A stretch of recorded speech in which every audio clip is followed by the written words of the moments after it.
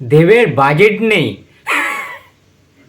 ভাই, টেক্কা দেব আদেও রিলিজ করাতে পারবে তো? ভাই পয়সার অভাবে সুপারস্টার দেবের সিনেমা টেক্কা থেকে সঙ্গীত শিল্পী সঙ্গীত পরিচালক অনুপম রয় পালিয়ে গেল। হ্যালো ফ্রেন্ডস, আমি অর্পণ। তো প্রথমেই বলে রাখি, খিস্তি না মেরে গালাগালি না করে ভিডিওটা প্রথম থেকে শেষ অবধি দেখতে থাকো, তাহলে সব কিছু জলের মতো পরিষ্কার হয়ে যাবে তোমাদের কাছে।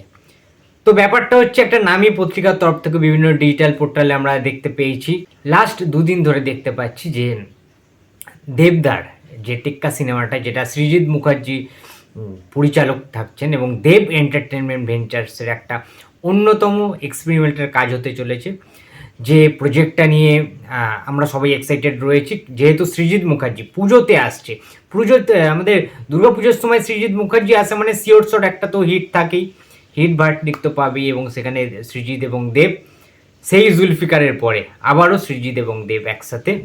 তবে হ্যাঁ, এখানে মাল্টিস্টারের কোনো সিনেমার বা হিরো নেই। মাল্টিস্টারের কোনো যে জুলফিকার যেরকম ছিল, দেব ছিল, বুম্বাদা ছিল, কৌশিক সেন ছিল, অঙ্কুশ ছিল, পরমব্রত ছিল, হিউজ একটা স্টারকাস্ট ছিল জুলফিকারে। বাট হ্যাঁ, এখানে অনলি ফর দেব, দেব রয়েছে, কৌশিক সেন রয়েছে, রুক্মিণী রয়েছে এবং সর্বোপরি সৃজিত মুখার্জি রয়েছে। এবার বিষয়টা হচ্ছে, সৃজিত মুখার্জির ছবিতে অনুপম রয় নামটা থাকবে না এটা তো আমরা ভাবতে পারি না। সৃজিত মুখার্জির সব ছবিতেই প্রায় মিউজিকের দায়িত্বে থাকেন তিনি, এবং চোখ বুঝিয়ে বিশ্বাস করা যায় যে অনুপম রয়, তার যে ঘরানা, তার যে মিউজিকের যে টোন, যে জিনিসগুলো তিনি সেট করে দেন, তার সুর বলি, তার ওই কথাগুলো বলি, সমস্ত কিছু একটা আলাদা মাত্রা যোগ করে। যে কোনো সিনেমার গানগুলো খুব ভালো হয়, যার জন্য সিনেমাটাও পিক করে যায়। সৃজিত মুখার্জি এর ফলটা বা এর রেজাল্টটা বহুবার পেয়েছেন, বহুবার। তার প্রত্যেকটা ছবি সুপারহিট এবং প্রত্যেকটা ছবিতে, প্রায় প্রত্যেকটা ছবিতে অনুপম রায়ের কিন্তু একটা বিগ বিগ কিছু অ্যালবাম থাকে, যে অ্যালবামের প্রত্যেকটা গান সুপার টুপার ব্লকবাস্টার হিট হয়, কাল্ট অ্যালবাম হয়ে থেকে যায়। সেটা অটোগ্রাফে হতে পারে, বাইশে শ্রাবণে হতে পারে, জাতিস্বরে হতে পারে, চতুষ্কোণে হতে পারে, দশম অবতারে হতে পারে, হোয়াট এভার। প্রত্যেকটা সৃজিত মুখার্জির ছবিতে অনুপম রয়ের গানের একটা আলাদা মাধুর্য থাকে, এবং প্রত্যেকে আমরা হেডফোনে শুনি, লুপে শুনি, বিভিন্ন জায়গাতে আমরা শুনে থাকি। এবারে বিষয়টা হচ্ছে, নামী পত্রিকার তরফ থেকে যেটা জানানো হয়েছে যে বাজেট ইস্যুর কারণে, মানে বাজেট কম পড়ে যাওয়ার কারণে নাকি দেবের টেক্কা সিনেমা থেকে অনুপম রয় নিজেকে সরিয়ে নিয়েছেন। ভাই এটা কোনো কথা? দেব এন্টারটেনমেন্ট ভেঞ্চার্সের নাকি বাজেট নেই। এটা ভাই নিরপেক্ষ দর্শক হিসাবে বা একজন নিউট্রাল অডিয়েন্স হিসাবে বা একজন অনেস্ট রিভিউয়ার হিসাবে আমি এটা মানতে পারলাম না। সরি, এটা আমি মানতে পারলাম না। দেবদার বাজেটের জন্য, বাজেট ইস্যুর কারণে দেবদা একটা ভালো মিউজিক কম্পোজারকে বা মিউজিক ডিরেক্টরকে তিনি বাদ দিয়ে দেবেন, এটা সম্ভব নয় বা এটা হতে পারে না। এটা আমি মানতে পারবো না অ্যাটলিস্ট। ঠিক আছে, বিভিন্ন সংবাদ মাধ্যমে বিভিন্ন রকমভাবে ক্রিঞ্জ টাইপের নিউজ, ইচ্ছা করে পোকিং করে জোকিং করে বিভিন্ন কিন্তু ইনসাল্ট টাইপের নিউজ দেওয়া হয়, যাতে ভিউজটা বাড়ে বা সেই খবরটা বেশি ভাইরাল হয়। এটা ইচ্ছাকৃতভাবে একটা নোংরামি কিন্তু করা হচ্ছে, চক্রান্ত করা হচ্ছে। বাট আমি এটা একেবারেই একমত নই এটার সাথে। দেবদার প্রতি আমার অগাধ ভরসা রয়েছে, বিশ্বাস রয়েছে যে না, দেবদা শুধুমাত্র বাজেটের ইস্যুটা করতে পারে না যে অনুপম রয়কে বাদ দিতে পারে। আমার যতদূর মনে হচ্ছে, আমি আমার পার্সোনাল ওপিনিয়নটা তোমাদেরকে ব্যক্ত করছি বা জানাচ্ছি, এক হতে পারে অনুপম রয়ের মানে ডেট দিতে সমস্যা হচ্ছে, হতে পারে। বাট এটা কোনো ইস্যুই না, এটা জাস্ট একটা কি বলবো, নর্মাল একটা থিঙ্কিং এটা আমার। ঠিক আছে, এটা কোনো বিষয় না, এটা জাস্ট একটা মাইনর কারণ। বাট যেটা মেজর কারণ হতে পারে, যে সৃজিত মুখার্জি, আমাদের বেঙ্গলি ফিল্ম ইন্ডাস্ট্রির এই মুহূর্তে যিনি first boy director Srijit Mukherjee, তিনি কিন্তু প্রচণ্ড চুজি একজন পরিচালক।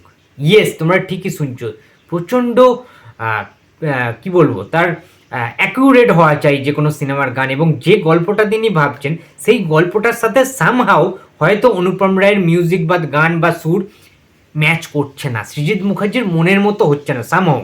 হতেই পারে এটা, এটা আমার পার্সোনাল ওপিনিয়ন। ওকে, এবং আমার পার্সোনাল ওপিনিয়ন বা আমার প্রেডিকশান 100% মেলে, 99% তো মেলেই, একদম অথেন্টিক নিউজ আমি দিই, তোমরা সবাই জানো।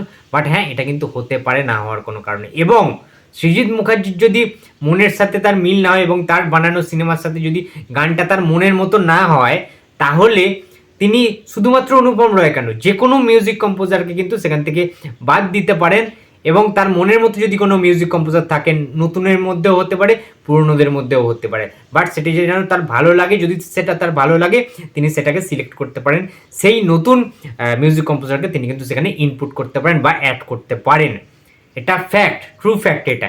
এবার বিষয়টা হচ্ছে, তোমরা বলতেই পারো যে অর্পণদা তুমি কিভাবে এত শিওর হচ্ছ, অনুপম রায়ের সাথে সৃজিত মুখার্জির তো খুব ভালো সম্পর্ক। দাঁড়ান ভাই দাঁড়ান, আমায় শেষ করতে দিন কথাটা। ভালো সম্পর্ক আমরা সবাই জানি, বাট তোমাদের নিশ্চয়ই সবার মনে আছে যে চতুষ্কোণ সিনেমাটার সময়, যেটা চিরঞ্জিতকে নিয়ে সৃজিত মুখার্জি বানিয়েছিলেন, অপর্ণা সেন ছিলেন, সেই চতুষ্কোণ সিনেমায় কিন্তু অনুপম রায়ের সাথে সৃজিত মুখার্জির একটা ঝামেলা হয়, অভ্যন্তরীণ একটা ইনার একটা ক্ল্যাশ টাইপের হয়, একটা মনোমালিন্যের সৃষ্টি হয়।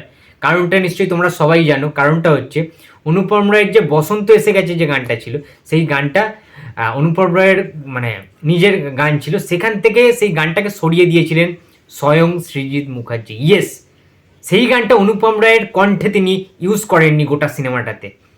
এইটা নিয়ে প্রচুর ঝামেলা হয়, বিবাদ হয়, একটা রাগারাগি হয়, মনোমালিন্য হয়, ঠিক আছে। খুব কষ্ট পেয়েছিলেন অনুপম রায়, সেটা পরবর্তীকালে খবরের কাগজে, বিভিন্ন পোর্টালে, বিভিন্ন ইন্টারভিউয়ের মাধ্যমে আমরা জানতে পেরেছি। বাট হ্যাঁ, সেই টাইমে কিন্তু সৃজিত মুখার্জি নিজের জন্য, নিজের সিনেমাটার প্রয়োজনে, তার ভালো লাগেনি বলে তিনি অনুপম রায়ের ওই ভয়েসটা না দিয়ে বা অনুপম রায়ের ওই গানটা না দিয়ে অনুপম রায়ের লেখা ওই স্ক্রিপ্টেরই ওই লিরিক্সেই লগ্নজিতার কণ্ঠে সেই গানটা নতুন করে বানিয়েছিলেন এবং রিক্রিয়েট করে সেই গানটা কিন্তু চতুষ্কোণ সিনেমাটাতে ইউজ করা হয়েছিল, যেটা ন্যাশনাল অ্যাওয়ার্ড পেয়েছিল যে সিনেমাটা, তোমরা নিশ্চয়ই সবাই মনে আছে সবার।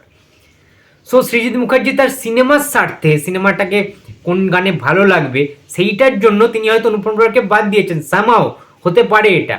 বাট এটা কোনো মতেই দেবের কোনো এখানে দোষ নেই, বা বাজেটের জন্য দেব পিছিয়ে গেছেন, পালিয়ে গেছেন, ওই শিল্পীকে মানে ওই শিল্পী কাজ করতে পারেনি বাজেটের ইস্যুতে শুধুমাত্র।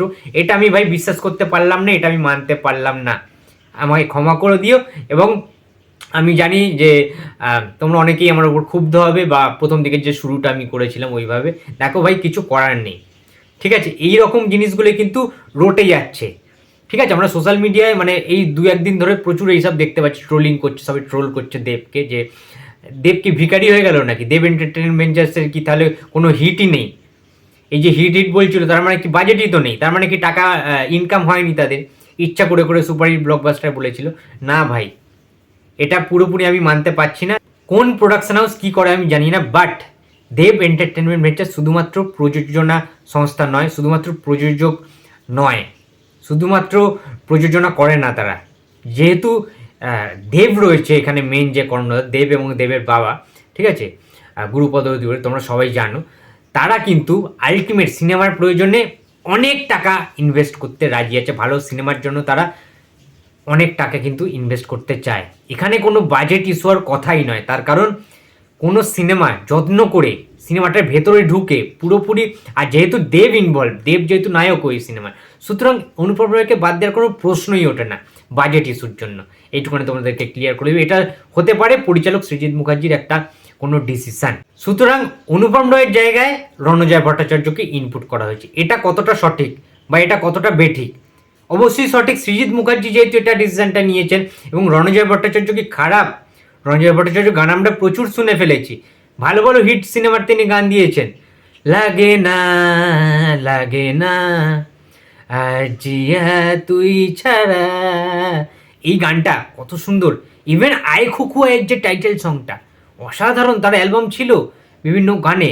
রিসেন্টলি যদি বলি আমি, অযোগ্য সিনেমার অ্যালবামে একটা গান ছিল, সেই গানটাও কিন্তু আমাদের রণজয় ভট্টাচার্যের। সুতরাং খুবই ভালো একজন মানে মিউজিক কম্পোজার রণজয় ভট্টাচার্য। শ্রেয়া ঘোষালের গানটা তোমরা সবাই শুনেছো অযোগ্য সিনেমা। এবার এরকম অনেক বেশ গুচ্ছ কিছু কিন্তু ভালো ভালো মিউজিক অ্যালবাম রয়েছে রণজয় ভট্টাচার্য। খুব ভালো লাগে আমার ইদানিংকালে নতুনদের মধ্যে Ranajoy Bhattacharya one of the best singer and one of the best music composer বলে আমি মনে করি। তো এই সিলেকশানটা সঠিক সিদ্ধান্তই হয়েছে। খুব একটা বেশি যে এফেক্ট পড়বে সিনেমার ক্ষেত্রে সেটা কিন্তু নয়।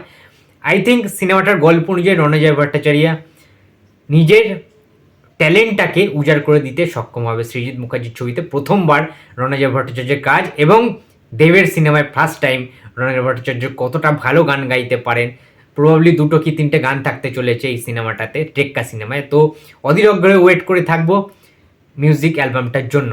তো বন্ধুরা, এই ছিল আজকের ভিডিও। তো ভিডিওটা যদি ভালো লাগে তো please like, comment and share করতে ভুলো না। যদি চ্যানেলে নতুন হয়ে থাকো তো প্লিজ সাবস্ক্রাইব করে দিও। তো দেখা হচ্ছে আবার পরের ভিডিওতে। তো টাটা।